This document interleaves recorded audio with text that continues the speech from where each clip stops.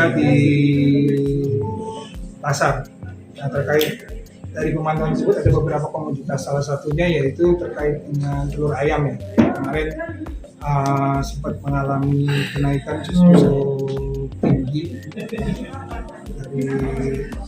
sekitar 50-an di bulan Juni, sekarang sudah sampai di 56 di bulan Agustus. Tapi terkait hal tersebut, tentunya KPPU akan melakukan penelitian secara komprehensif. Jadi tentunya dari beberapa sudut akan kita perhatikan, baik dari sisi supply maupun dari sisi demand dari produk tersebut juga harus kita kita gali ya.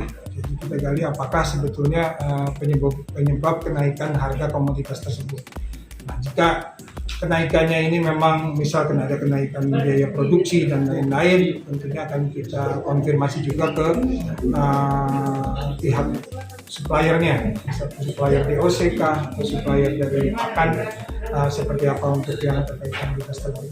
Tapi kalau misal nanti kami juga harus melakukan pengecekan di jalur distribusinya, apakah ada sumbatan-sumbatan atau enggak nih di distribusi telur. Karena sementara ini kan kalau kita lihat rantainya ada di beberapa sentra di kabupaten yang menjadi sentra telur ini.